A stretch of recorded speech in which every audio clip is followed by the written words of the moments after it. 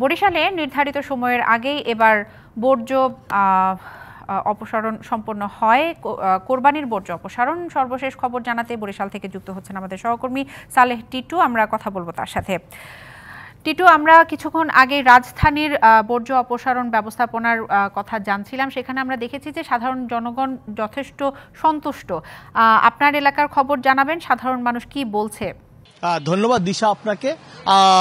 ঢাকা থেকে যে আমাদের সহকর্মী বলছিল যে সেখানকার জনগণ সন্তুষ্ট হয়েছে, ঠিক একইভাবে কিন্তু বরিশাল নগরবাসী কিন্তু এবার সন্তুষ্ট হয়েছে। কারণ এখানকার যে সিটি মেয়র রয়েছেন আবুল খায়ের আবদুল্লাহ খোকন শ্রীনিবাদ, তিনি সময়সীমা বেঁধে দিয়েছিলেন 6 ঘন্টা। সেখানে 6 ঘন্টার পূর্বেই 5.5 ঘন্টার মধ্যেই কিন্তু বরিশাল নগরীর 30টি ওয়ার্ডের 58 বর্গ কিলোমিটার নগরীর 30টি ওয়ার্ডে কিন্তু 5.5 ঘন্টার মধ্যেই সব বজ্র অপসারণ করা হয়েছে। আমি যে রোডটিতে রয়েছি এটা রয়েছে নগরীর বগুড়া রোড। এই রোডেই কিন্তু সবচেয়ে বেশি গরু জবাই করা হয় এবং রাস্তা সড়কের দুই পাশে।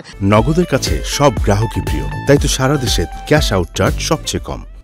এটা যদি দুপুরবেলা দেখানোর জন্য দেখতে কি পরিবেশ ছিল, এখানে খুব নোংরা পরিবেশ ছিল। এখান থেকে কিন্তু বরিশাল সিটি কর্পোরেশনের যা পরিচ্ছন্ন কর্মকর্তা তারা কিন্তু এখান থেকেই পরিষ্কার পরিচ্ছন্ন অভিযান শুরু করে এবং তা বিভিন্ন এলাকায় তারপর ছড়িয়ে পড়ে। প্রায় 1000 কর্মী সারাদিন 5.5 ঘন্টা কাজ করে পরিষ্কার পরিষ্কার করেছে সম্পূর্ণ নগরীকে।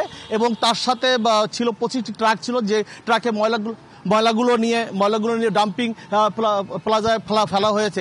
এছাড়া কিন্তু তাদের যে দিক নির্দেশনা দেওয়া এবং তাদের দেখভাল করা, এর জন্য কিন্তু বরিশালের 40 জন কাউন্সিলর রয়েছেন, 30 জন সাধারণ এবং 10 জন সংরক্ষিত। তারা কিন্তু তাদের দেখভাল, এদেরকে নিয়ে কিন্তু 24টি টিম গঠন করা হয়েছিল। সেই 24টি টিম তারা দেখভাল করেছেন, যার ফলে বরিশাল নগরবাসী এবার সিটি কর্পোরেশনের উপর মারাত্মক সন্তুষ্ট। তারা বারবার মেয়রকে ধন্যবাদ জানিয়েছে এজন্য। দিশা। টিটু, আপনাকে ধন্যবাদ।